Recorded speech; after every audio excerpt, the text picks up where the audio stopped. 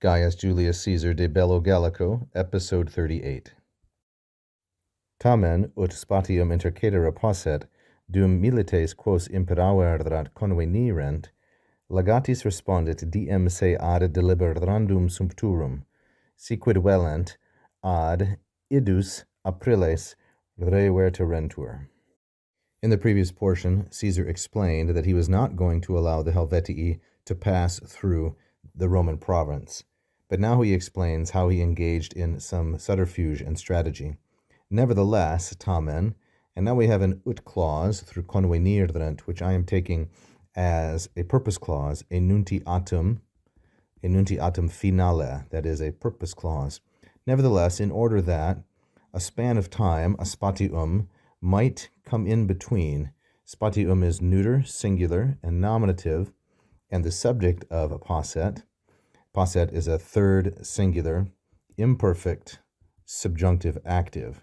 Nevertheless, in order that a space of time should be allowed while the soldiers, the ones quos imperaverat, those soldiers which he had levied, could gather together, convenirent. So thus far we do not have the main verb. The main verb is here, respondit. Nevertheless, in order to allow some time to intervene while the soldiers which he had requisitioned gathered together or assembled, he, Caesar, answered the ambassadors, the legates. Respondit is a third singular. It's a perfect indicative and active from the second conjugation verb respondeo, respondere, like so. The third principal part is respondi.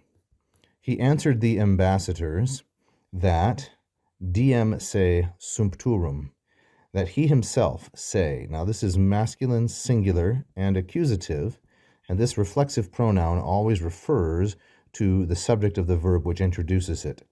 The verb which introduces it is respondit. The subject of that verb is Caesar, as we have seen.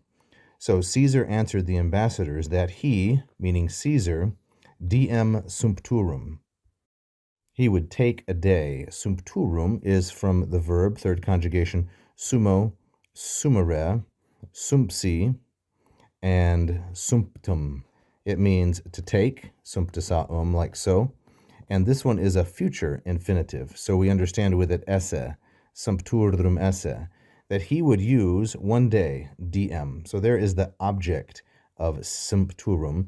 He would use up one day ad deliberandum for deciding. Now, deliberandum here I'm taking as a gerund, a verbal noun, and it's neuter, singular, and accusative. With the preposition ad, it indicates purpose. Of course, I should point out that the infinitive here, esse, implicit with sumpturum and se as subject, is because respondit introduces oratio obliqua, indirect statement or indirect discourse, oratio obliqua. He answered that he would take a day to decide. If they wanted anything, si quid velent, they should come back, reverterentur, at the Ides of April. The sentence concludes with this conditional, the protasis of which, that is, the if clause, contains an imperfect subjunctive, velent. This is an irregular verb. Quid is the object. And of course, we remember that after si, nisi, num, and ne, after these four conjunctions, the form of aliquid, the indefinite pronoun, is spelled simply as quid. So quid here is a neuter, singular, accusative, object of velent. If they wanted anything, reverterentur, they should return. This is from the verb revertor, to come back. It is, of course, a deponent verb. And the last portion is ad idus apriles.